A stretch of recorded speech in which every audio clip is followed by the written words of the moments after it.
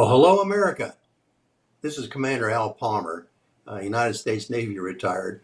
I'm your host here at Stars and Stripes, and we're here to tell you a bit about the problems and the solutions we see for reserving and preserving our military in the United States. And I'm happy here to be with you today to welcome our chairman of the board, Lieutenant General Rod Bishop. General Bishop is an illustrious command pilot from the United States Air Force. And he's had an amazing amount of experience in command across Europe and the South Africa portions of the world. So, Rod, welcome, sir. It's good to have you with us today. Al, I'm delighted to be here with you. Thank you for the invitation. So one of the folks I flew F-4s with in the Air Force when I was in the Air Force, that's a whole other story. But one of the guys I flew with was Ron Olds, who I think is your neighbor. Ron was in the class, I think, of '69, and he sort of got me interested in that because we were doing a reunion here in San Antonio. Ron called me up one day and he said, "Hey, something's going on, Al, with the coaches. They're putting out a film and narratives about race," and he said it's just not right. And he was hearing back from the cadets too about that. And I think that was probably about the time that started with you too, was it not? Yes, sir. Yeah, Ron and I met each other in 2011 when he retired, and been good friends, avid Falcon football fans, etc. And it was actually Dr. Scott, who I believe you've already done a podcast with, who alerted me to coaches that you just mentioned, producing and putting together a video that essentially chanted Black Lives Matter 7 times in a 3-minute video that I just had a hard time believing that would be allowed to be posted on an official Air Force Academy website. And if anyone at the Academy had done their due diligence and research and known what Black Lives Matter was about, had looked at the Black Lives Matter website before they morphed it, and they announced that they were against the Western nuclear family. They announced that they were against capitalism, et cetera, why we would want to use their slogan that was really, falsely, shall we say, formed based on, I love what a retired 4-star told me. He said, well, because he knew nothing about Black Lives Matter, but he was brought into the fray, so to speak, when this bunch of wayward grads, i.e. us, were creating a stir about it to try to mediate. The Department of the Air Force asked them to step in and see if they could tamp us down. And so we spent 2 or 3 weeks educating him, and his conclusion was, yeah, boy, it seems like Black Lives Matter has taken a page out of Saul Alinsky's Handbook for Radicals, Rules for Radicals, and bamboozled half of America. We said, yes, sir, you got it. It's exactly what happened. So how does that happen in an institution? The military is different. I mean, we're pretty well structured, and as most people don't know on the outside, there is a chain of command in almost everything in the military. How did that get outside and make an end run around the chain of command, do you think? Well, in this particular case, Al, I think it came from the top down. I mean, we've given this a lot of thought. How did this creep into our military? And unfortunately, lately, it's been more than creeping. I like what Matt Lohmeyer wrote in his book. I think it may have come originally from Hemingway, where he says, this happened gradually, then all of a sudden, suddenly. And here we were. So we had political ideologues in the White House that, were pushing this critical race theory. Notice how critical race theory has disappeared from the vernacular now. It's diversity, equity, inclusion, because those are nicer sounding words in my mind. Or as we've said in STARS for the last 4 years, it's the praxis of critical race theory. So we know and we watched when the Secretary of the Air Force testifies that he's a big proponent and thinks it's the greatest thing to come along since sliced bread. I'm putting the little words in his mouth there, but that's, I think, how he feels about it. And the superintendent. I mean, when Ron alerted me to that Gazette article and we saw the video, the superintendent, who is now a retired 3-star, when he was a colonel, he worked for me over in Europe, and I put him in my only 1-star maker slot that I had, which was working directly for SACUR as one of the executive officers. And we chatted about how would you allow this to happen, and he's telling me, "Oh, you don't understand. You don't understand." And of course, it was colored by what was happening in our country right in the aftermath of the George Floyd riots, and a lot of Yeah. people, were just taken back by how such a death could occur in the way it did without anybody stepping in. And of course, those that want to create discord use that to their great advantage during the following few months. Well, and so too, the current chairman of the Joint Chiefs of Staff, General C.Q. Brown, when he was the PACAF commander, developed his own version of DEI that ended up being the command direction. And I think that's still pretty much something he's championing because he's big on diversity and having his own staff become diverse, which kind of puts a quota into it rather than meritocracy, where you get the best guy who's the best public affairs officer, the best cop on the beat, so to speak, and putting those people in rather than just doing it a diverse thing.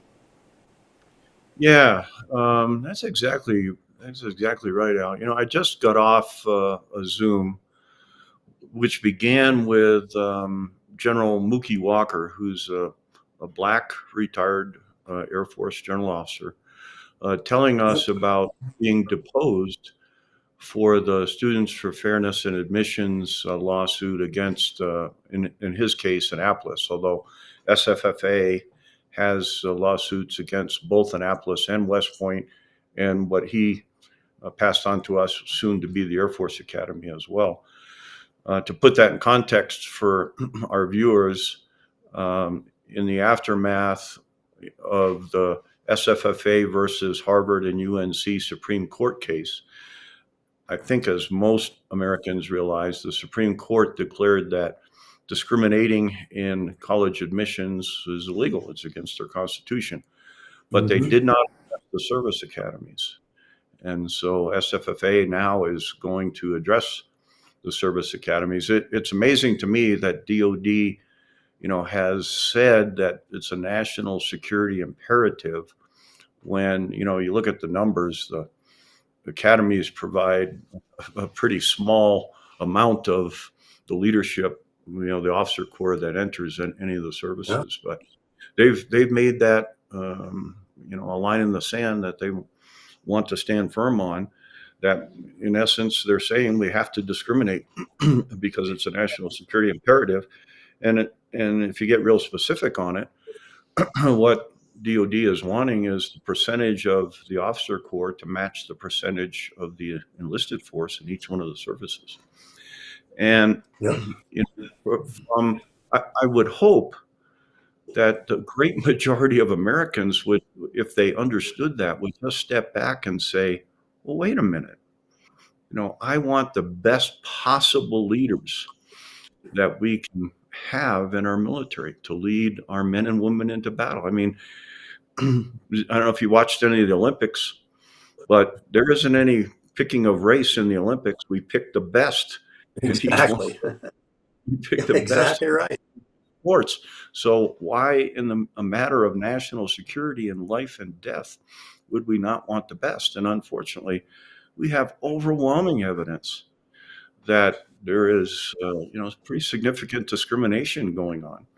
I mean, at West Point, where we have probably the best data because we have some people who are in the know there, and liaison officers who know how the admissions work can outright show us where we're picking unqualified minorities to go into West Point and letting much higher qualified non-minorities. And I guess I would include Asians in that non-minority category because we're not discriminating to get more Asians, so to speak. So, I mean, what you were just talking about was the reason behind the Zoom, and Mookie alerting us, General Walker alerting us and STARS, the Calvert Group, and the MacArthur Society, that we were about to become famous if we weren't already.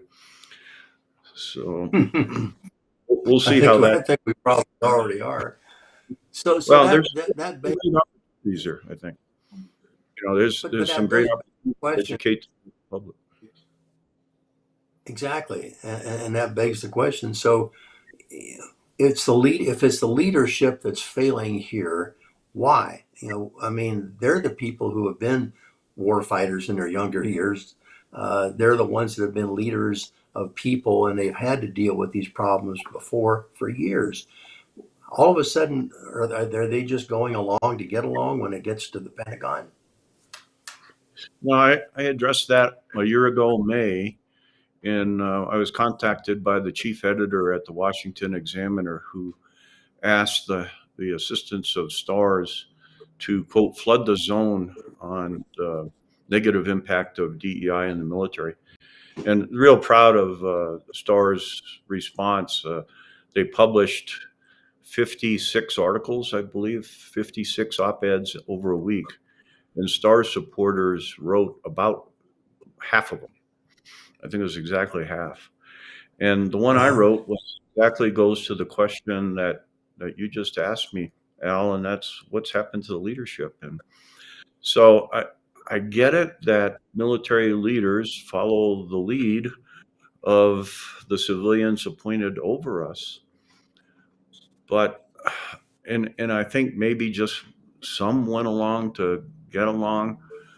But my article addressed is, well, why don't you listen to your people? I mean, Yeah. I was blessed. We didn't talk, thankfully, as much about my career, but I was blessed to command 7 times in the Air Force and 2 times in the joint world. And, the trust and confidence, it goes up and down the chain of command. You have to listen to your people. And if they were listening to the people, for example, I live right outside the North Gate of the Air Force Academy, and I could tell you with pretty good confidence that 80% of the cadet wing does not buy into what the DEI, push is. They consider it being jammed down their throats. And the reason I can say that is because I have quite a bit of interaction with cadets. I teach them how to ski. We go back and forth on emails, and the whole sponsorship program, which I know you're familiar with, where you kind of provide a home away from home. We've been involved in that. We're now, I think, on our Yes, indeed. 26th cadet that we're sponsored. So you get a lot of firsthand feedback. And I have a hard time believing, because I've heard stories where cadets have said, this is a bunch of BS, and have gotten up and walked out of the room. But for some reason, if But they they're probably do that though at their to some of their own jeopardy, right? I mean, they're not. That's frowned upon in the academies anywhere. yeah, I mean, so far, I mean, there's one dad in particular that I just spoke with this past week, and I asked him how his son was doing. He said he's just so depressed because, he just doesn't like what is happening in this push. I brought a dad of a cadet last fall to a football game, and to show, I mean, let me back up and just address the words, if I could, for a second, Al, on diversity, Sure. equity, inclusion. No commander whose worth is salt is not pro-diversity, is not pro-inclusion. I mean, any commander is worth salt looks to, I mean, in my joint commands, I wanted to make sure I was getting the input from officers who are different and people that were different from Air Force officers. Hey, well, come on, what do you Army guys think? What do you Marines think here? So you look for that diversity, but unfortunately, in our society of today, diversity has almost essentially come to mean black. you have to Mhm. have that black minority. And as I mentioned before, we don't talk Asians. We don't really even talk Hispanics too much because they're well represented, but we're talking almost exclusively our African American brothers and sisters. And I think the dream and the vision of our founding fathers was for all of us to be Americans, Americans, Yep. period, end dot, with no hyphen before us. Not Black Americans, not Hispanic. We're Americans. So that's the diversity piece. The inclusion piece. I mean, any again leader worth his salt is looking around the room, and if someone's not participating, you call them out in a nice way. You say, hey, what are your thoughts? You're trying to get everybody included in the team. Now, the word equity, I think those who came up with this DEI made a mistake when they came up with equity, although they have bamboozled, as that retired four-star has shared with us, half of America with that word. Equity is exactly the opposite of what Yep. our forefathers and our founding fathers dreamt of what America should be about. It was equal opportunity for all. It wasn't equity, which I describe as the government cooking the books to ensure equal outcomes. We all come from different backgrounds. We're not all going to be equal. I mean, I played basketball in high school, but I sure couldn't have played with LeBron and That's true. everybody else on our gold medal Olympic team. Well, it seems that equity is better ascribed to the old Soviet Union or perhaps North Korea or Cuba, where everybody is the same and treated the same. And to people like that, that outcome is not one that we would want. And you're right. I think even de Tocqueville and some others uh, celebrated the idea of America being a place where you could use your own labor, your own merit to succeed in life. And that's kind of what we're proposing we do. Yes, sir. Couldn't couldn't agree more on what you just stated there. So, General, you did some work with the Heritage Foundation and uh, and Congressman Waltz, I think, in looking at the readiness in the military and how things were working. Can you tell us a little bit about what you found in that? Yeah, before I do that though, Al, let me jump in because it's a great opportunity for what our volunteers out there can be doing. It Okay. drives home the point that I say a lot, and that is we are only as good as our intel.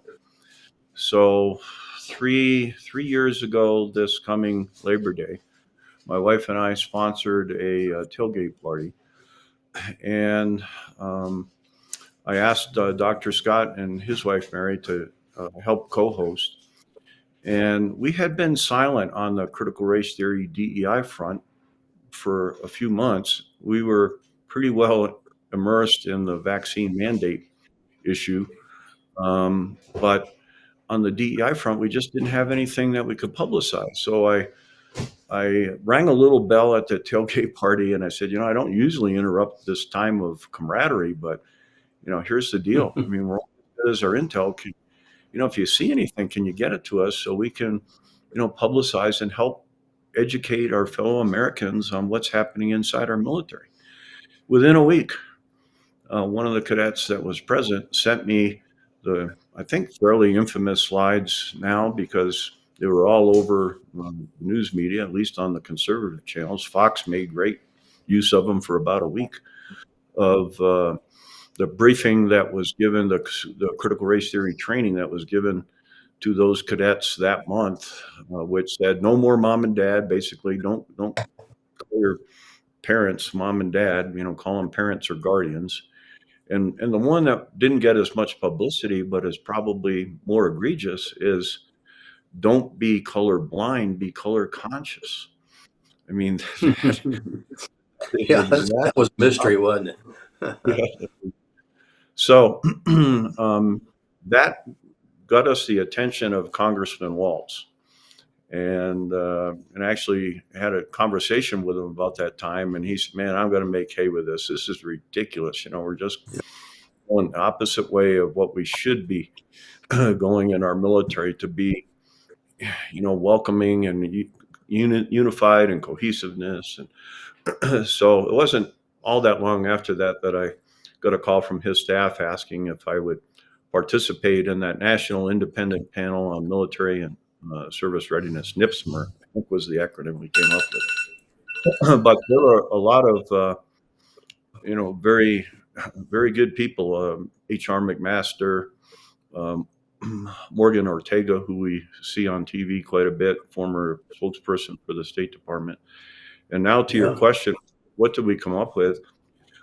We essentially did for Congress, I think, what Project 2025 that has gotten such a bad name and bad press, undeservedly so, in my opinion, was trying to do for this administration. That's what the NIPSMR was trying to do for Congress, is to give them a blueprint of how this DEI indoctrination was dividing.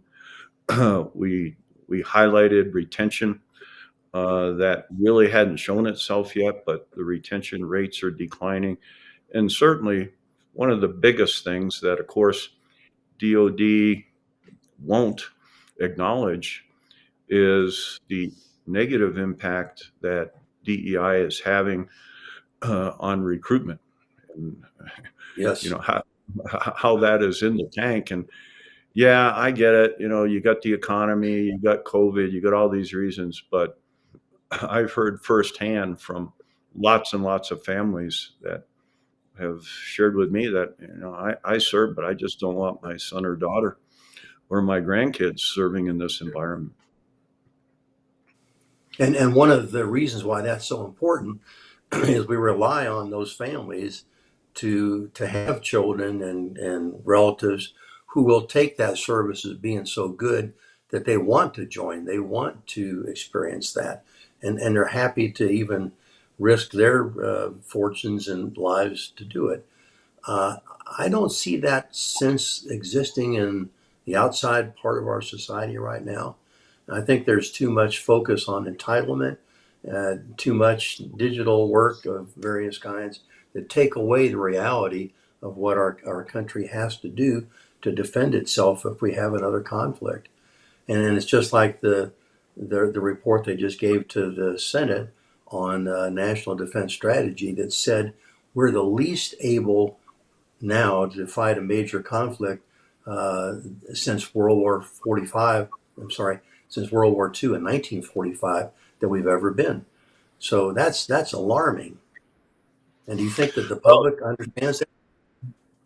yeah, unfortunately, you're pointing out parts and pieces of a RAND report that just came out that says, unfortunately, the public doesn't understand that we're living Yeah. in one of the most riskiest times. And so, again, another reason why do we want to distract our military members by forcing upon them an ideology which seeks to divide, when we all know that, the core value of any military unit. I mean, we learned this from Clausewitz. We learned it from Napoleon. Is that Yes. unity, the cohesiveness that brings everybody together, and it's all one team, one fight. And instead of dividing up people and putting them into identity groups, it's and that's exactly why STARS was formed, to educate the American populace first and foremost, to educate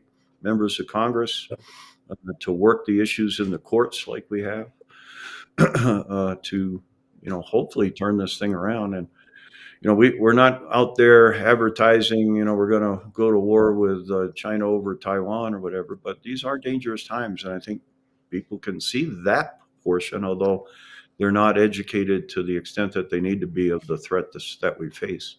And so part of our mission at STARS is to try and get the military to refocus its attention on what the military is supposed to be all about.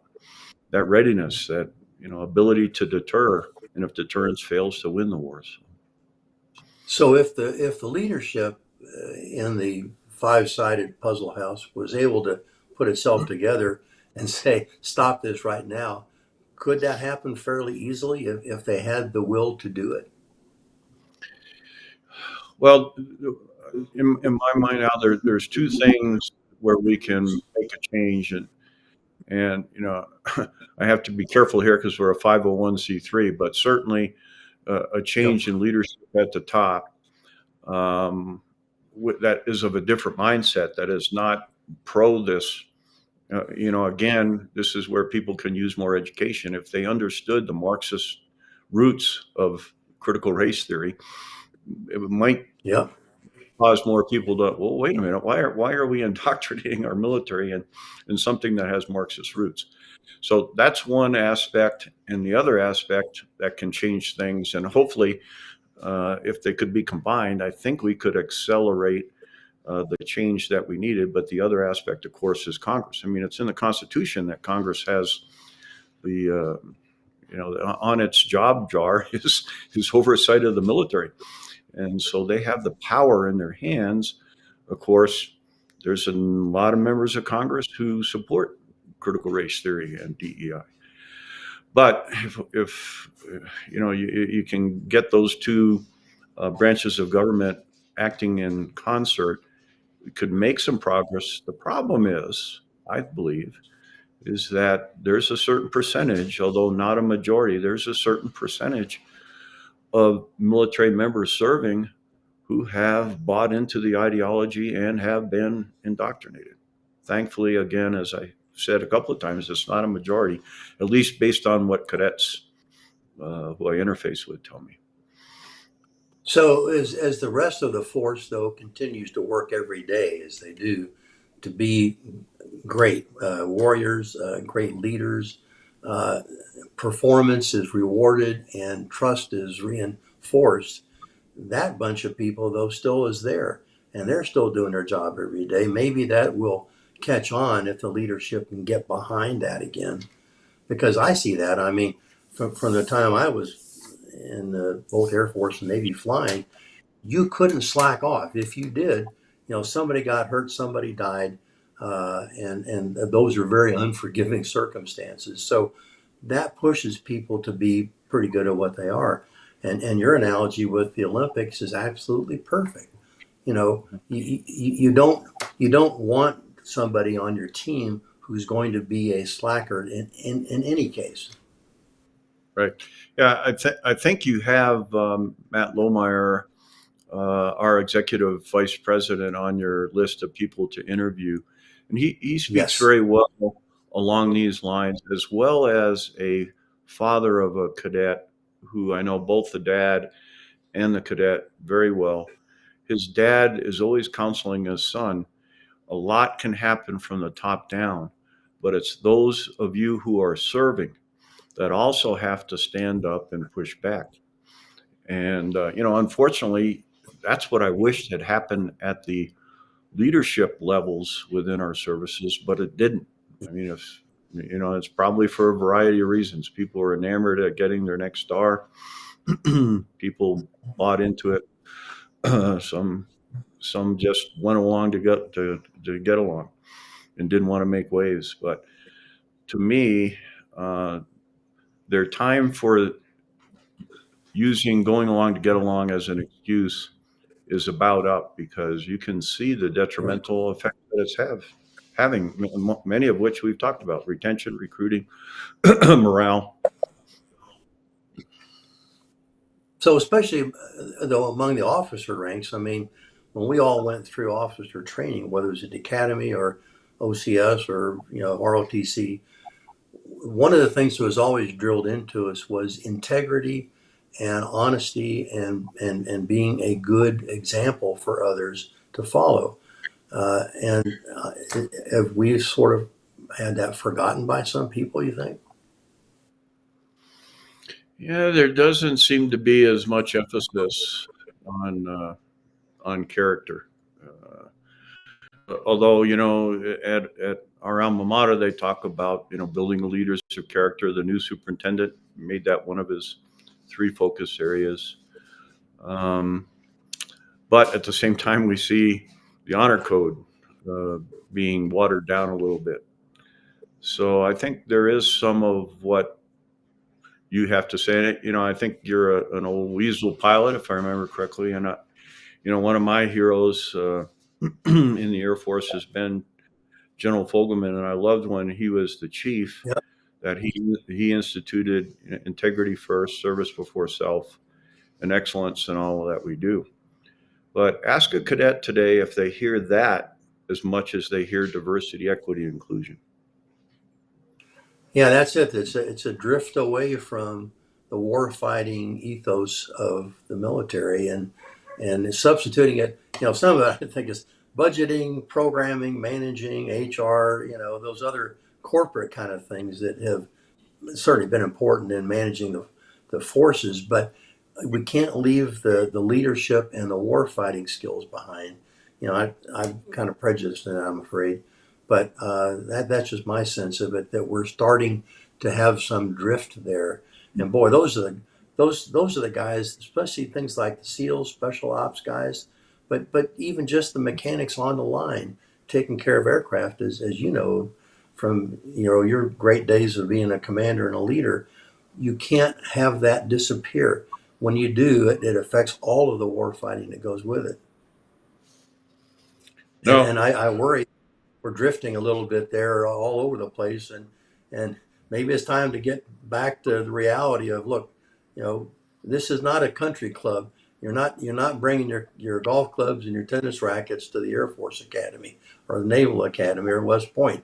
You're here to learn and to serve your country, and maybe it's time to get back to some of that, in my humble opinion.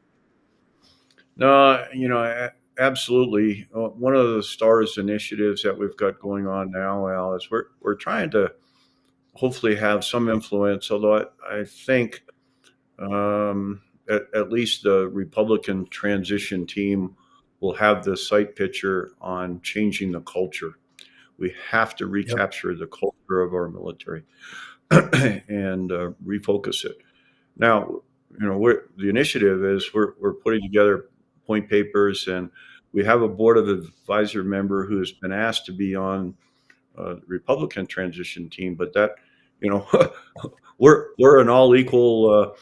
We'd love to talk and brief to the Democratic transition team as well. So, I mean, and by the way, how about all the new members of Congress that will come along come November 5th in both houses? So we have our Yes. job cut out for us, and I think our strongest messages is we have to recapture that warrior ethos that you talked about. We have to change the culture back. And, it goes to your question again, is can we do it? Yeah, it's some think we may have already lost it. I hope they are wrong. I think we can prove them wrong if we're given the opportunity. So I remember, in the old days, Hollywood and the media folks and TV in the early days, they had all kinds of things about military service, especially about submarines, aircraft carriers, aviation of all kinds. That was a staple of Hollywood in the old days. Now it's all about bad Batman and Transformers and who knows what. There have been few films and productions made that are, I think, honest and straightforward about military service. So that may be one of the solutions here.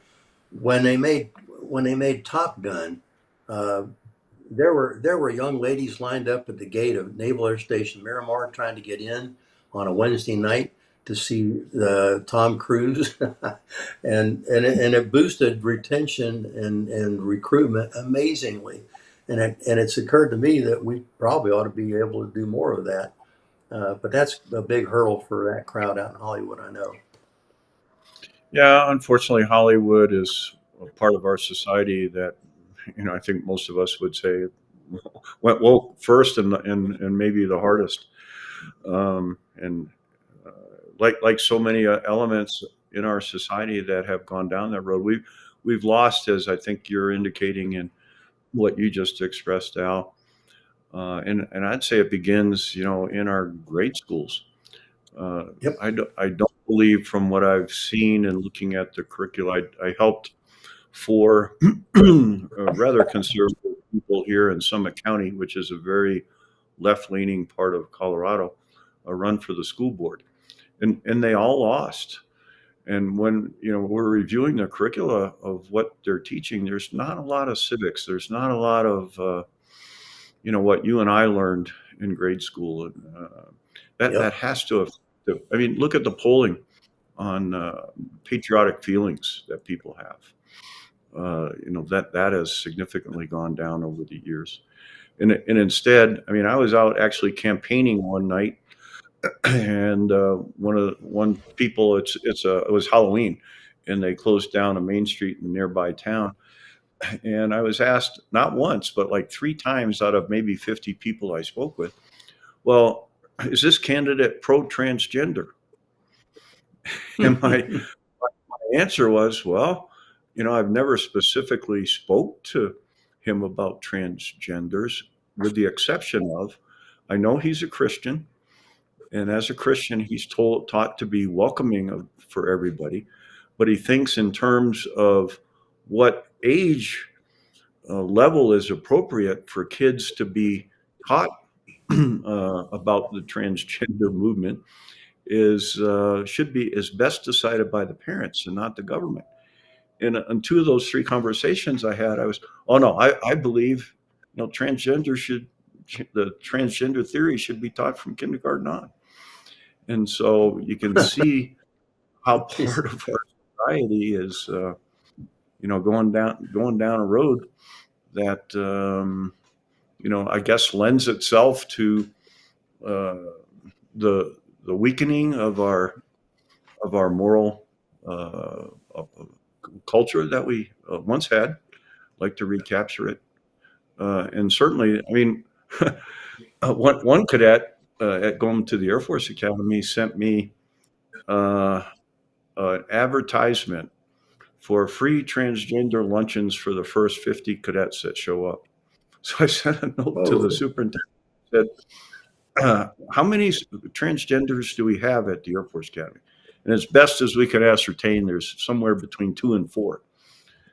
So are we advertising? Are we trying to get more? And go in the wrong direction on it. Even my most liberal friends who I have that are ski buddies up here, I ask them all that question. What do you think about transgenders in the military? And I haven't gotten, well, yeah, we need to have them from anybody. What I've gotten is, well, they come with a whole lot of baggage and a lot of issues. But yet, that's the road our military has gone down. I want to be welcoming, and I believe that many transgenders,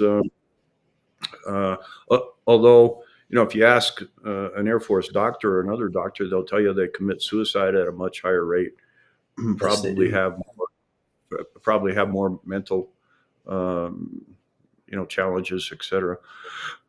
So why, we want these people serving in wearing a uniform, you have to scratch your head a little bit on that, because they put more of a onus on the unit, their comrades, if they're off with a surgery or the chemical aspects that they're going through. And Pete Hegseth writes in his book, having to have all these chemicals available in the war zone.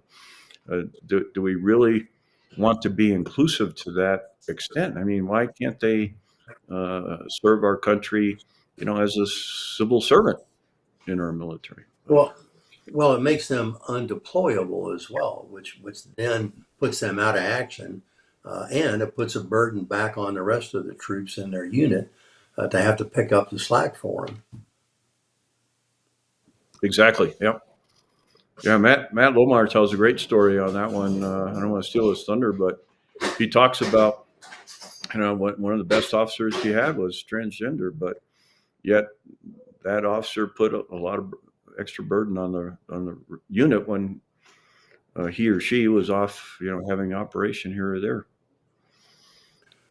But it's also about team building and bonding together in an effort that's really critical. And that's something you get out of that when you're in the combat arms. You don't forget those times when you're in the foxhole or you got, four guys on your six and you're trying to get somebody to help you. It needs to be somebody that you can trust imminently. And that's the trust that's kind of hard to build when you've got people in aggregates of affinity groups or people who are of like minds not interacting with other people and getting their trust. So Yeah, anyway, very true. so Two, two quick stories from two different cadets.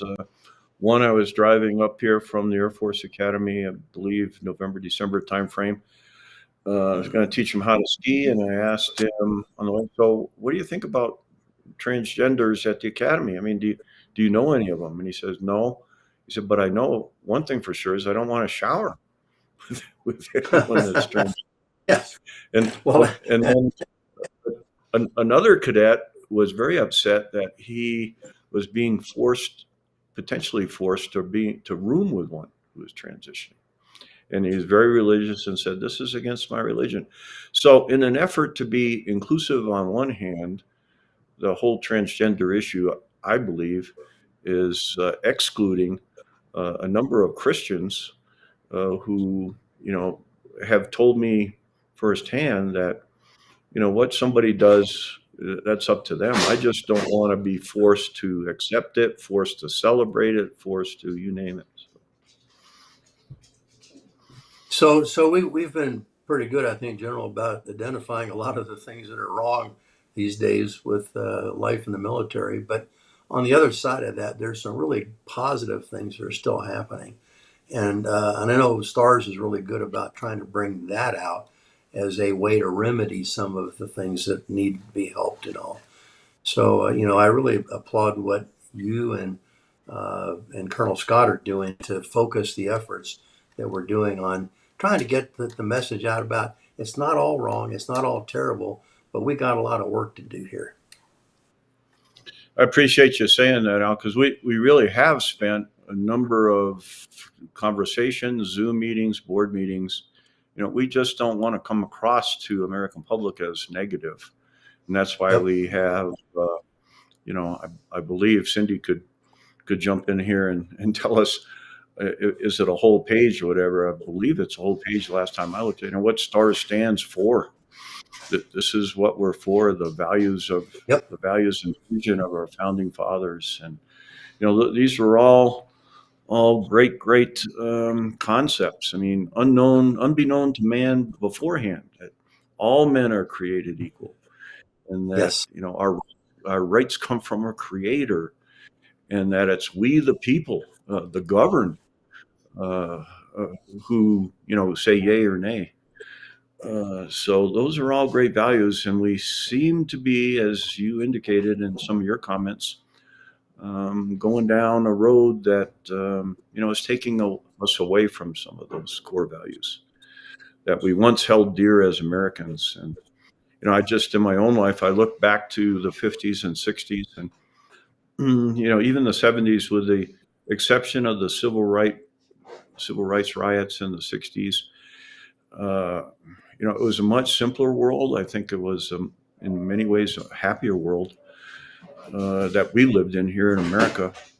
But Yes, now, it was. there seems to be a lot of discord.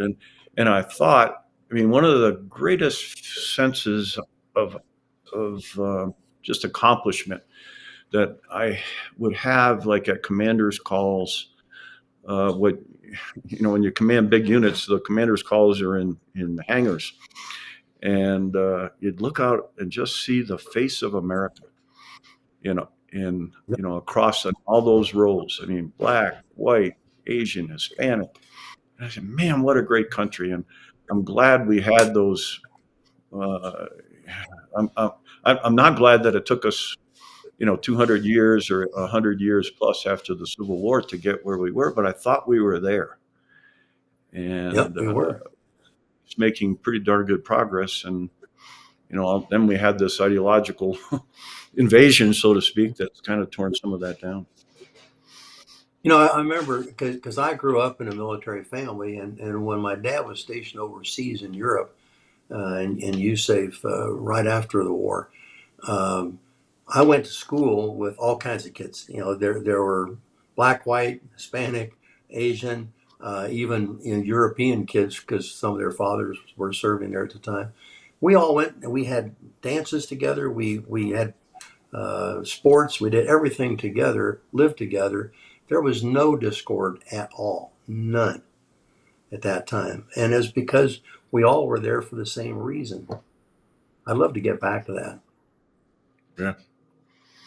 Well, you're helping us out, so maybe we will get back to that if we're successful in the mission. Listen, I'm hopeful we'll be as successful with that as the things that you and I have done in the service in the past, General. And I'm so grateful to have you heading this outfit. And with that, we'll invite our audience, the viewers of this.